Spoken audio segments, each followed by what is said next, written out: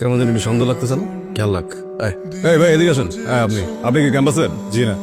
বহিরাগত? জি। ক্যাম্পাসে কি করেন? ক্যাম্পাসে খুঁজছি একজনকে। কে এসে বলেন? না বলি? আমি বুঝছি ভেজাল আছে।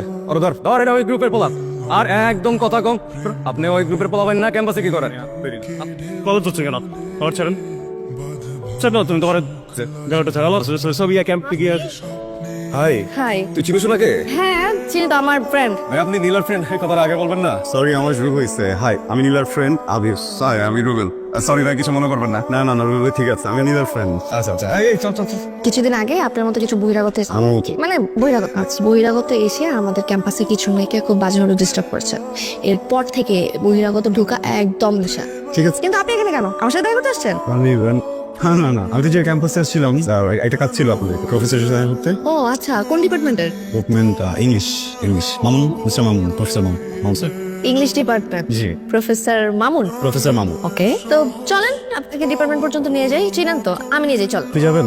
যাবেন না তো? কেন? উনি আসবেন এখানে। এখানে আসবে আপনার সাথে দেখা করতে? ঠিক আছে, না আসা পর্যন্ত আমি আপনার সাথে থাকি। থাকতে যাবেন? ভালো তো উনি আসবেন না। তাহলে আসবে না কেন? না, উনি আসবেন কিভাবে? দেখা করে ফেলছি তো অলরেডি, দেখা হয়ে গেছে। ও মা, আপনি মাত্র না বলেন উনি আসবে। মাত্র এটা বলছি আমি। হ্যাঁ। ও বাহ, তাহলে মনে হয় যে মিস্টার রুবেল আপনার ফ্রেন্ড, উনি কলার ধরেছিল তো, সবকিছু মিলে আমি একটু পাজল হয়ে গেছে, এই জন্য তো বলে ফেলছি। দেখা শেষ। দেখা হয়ে এসছি। আপনাকে মনে হয় সেদিন বলি নাই না? কি? আমি ইংলিশ ডিপার্টমেন্টের। Shit, wow, literature, great. আমাদের ডিপার্টমেন্টে মামুন নামে তো কোনো সাব। ভুল করে ফেলছি, এটা তো ক্যাম্পাসই না, অন্য ইউনিভার্সিটিতে চলে আসছি। যান তাহলে আপনার সঠিক ইউনিভার্সিটিতে। না, যাবো না তো, মন খারাপ হইলো না, ভুল করছি। ঠিক আছে থাকেন, আমি যাই, আমার ক্লাস শেষ। আপনি বাসে যাবেন এখন? হ্যাঁ আমার তো ক্লাস শেষ, আমি ক্লাসে যাবো। আমি ড্রপ করতে পারি, বাইক আছে। না থাক, আপনি যদি আবার রাস্তা ভুলে যান তাহলে তো বিপদ। আপনি আপনার বাসে চেনেন না? আমি তো চিনি। চলেন। হ্যালো, সালামালাইকুম। হ্যালো, হাই, নীলা বলছি। হাই, আপনি আমার নাম্বার পেলেন কোথায়? কি এই যুগে কারোর নাম্বার জোগাড় করে কোনো ব্যাপার? একদমই ব্যাপার না। ঠিক। তারপর আপনার বাইক ঠিক হলো? হ্যাঁ, বাইকটা ঠিক হয়ে গেছে। বাহ, বেশ ভালো। কিন্তু আফসোস আপনার বাইকে ঠিক মতো চড়তেই পারলাম না। দেখেন, আফসোসের তো কিছু নেই, চলেন একদিন বের হই। আপনি কবে ফ্রি আছেন? না থাক। এখন যদি বলেন না থাক, তাহলে তো এটা কখনোই হবে না, তাই না? বলেন কবে ফ্রি আছেন, চলেন একসাথে বেরোই। আমি আপনাকে প্রমিস করছি বাইক নষ্ট হবে না। আমি আপনাকে প্রমিস করছি আমি খুব ভালোভাবে রাইড করবো, বিকজ আমি গুড রাইডার। এন্ড আমি আপনাকে এমন কিছু জায়গা দেখাবো যেটা আপনি কখনো দেখেননি। ওকে ওকে, এত করে যেহেতু বলছেন তাহলে নেক্সট ফ্রাইডেতে। ওকে, ডান। ওকে, রাখছি তাহলে, bye. Excuse me, hi. Hi. আসবো? আসেন। Thank you. আপনি এই অবস্থায় এখানে? আমি জানতে পারলাম যে আপনি বাচ্চাদের ক্লাস নেন, তো ভাবলাম যে অনেক বাচ্চারা থাকবে, ওদের সামনে একটু ছোট হয়ে আসি, তাহলে সবাই একটু কমফোর্টেবল ফিল করবে। এসে দেখি যে সবাই চলে গেছে অলরেডি। শর্ট পড়লে ছোট হয়ে যায়। আচ্ছা যাক গিয়ে, আপনি জানেন কিভাবে যাবে এখানে গান শেখাই? 2024 এই যুগে তো সবাই চাইলেই যে কোনো কিছু জানতে পারে, তাই না? তা আমার পেছনে গোয়েন্দা লাগানোর কারণ? খুব ইম্পর্টেন্ট একটা কারণ, খুবই ইম্পর্টেন্ট। আমি আপনাকে আমার পছন্দের জায়গায় নিয়ে যেতে চাই, যাবেন? এখন? আপনি বাসায় যান, প্রেশন রেস্ট নেন, দেন রেডি হয়ে রাতে বেরোই। রাতের বেলা? বেশি রাতে, একটু যাবেন? ওকে, থ্যাংক ইউ। চলেন বেরোই। sure. বলেন কি বলবেন? নীলা, আই লাভ ইউ।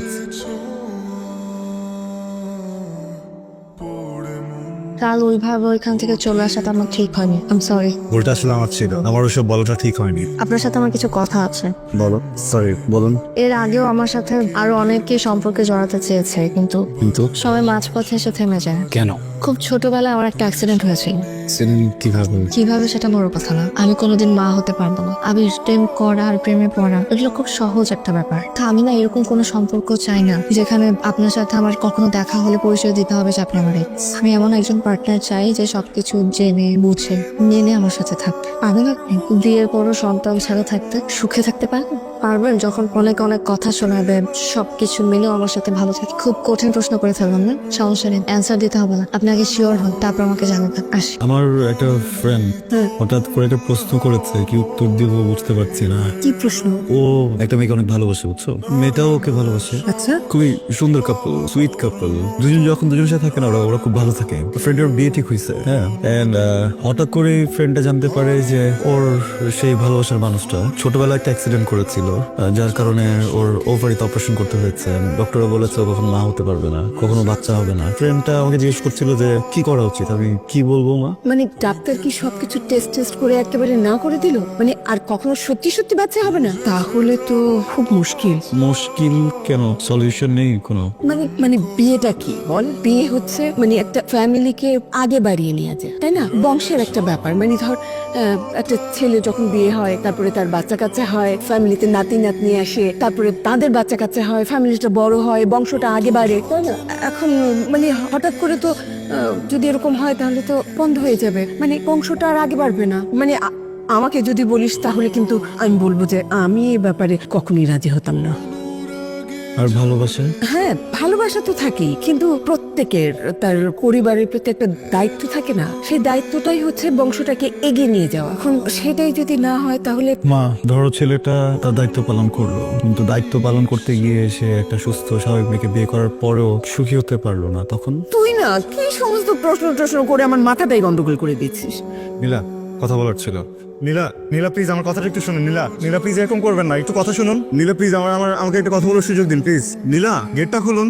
নীলা, আমি জানি আপনি একটা সিদ্ধান্ত নিয়ে ফেলেছেন, বিশ্বাস করেন আমি আপনার কোনো সিদ্ধান্ত পাল্টাতে আসিনি, জাস্ট কিছু কথা বলতে আসছি। আমাকে জাস্ট কথাগুলো বলার সুযোগ দিন, এরপরে আপনি যাই বলবেন আমি সেই কথাকে সম্মান করব। জাস্ট কিছু কথা বলার সুযোগ দিন নীলা। আর কিছু বলার নেই আবির, আমি বুঝতে পেরেছি এমনটা হয়তো স্বাভাবিক, তাই না? সবাই নিখুঁত মানুষকে ভালোবাসে, খুদওয়ালা মানুষকে কেউ ভালোবাসে না। আসলে ভুলটা আপনার না, ভুলটা আমার। আমি এতদিন ভুল করেছি। আমি ভাবতাম দুইটা মানুষের ভালো থাকার জন্য, একটা সংসার গড়ে তোলার জন্য অবলম্বনের প্রয়োজন। আমি ভুল ছিলাম। একটা সংসার সুন্দর করার জন্য আসলে ভালোবাসার প্রয়োজন। নীলা, ভালোবাসায় অবলম্বন শুধু ভালোবাসাই। নীলা, আমাকে কি ক্ষমা করা যায় না প্লিজ? অনেক দেরি হয়ে গেছে আবির, আমি মুভ অন করে ফেলেছি, মন থেকে সরিয়ে ফেলেছি আমি আপনাকে। আমার ছোট বোনের নাম তুলি। তুলিও কখনো মা হতে পারবে না।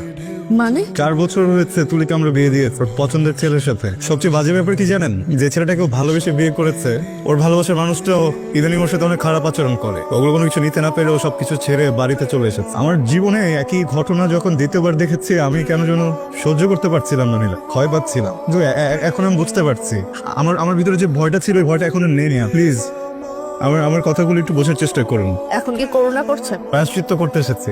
আপনি দিবেন আমাকে প্রায়শ্চিত্ত করতে? দিবেন আমাকে একটু ভালোবাসতে? আপনি তো ভালোবাসবেন, কিন্তু আপনার ফ্যামিলিটা মেনে নিবে না।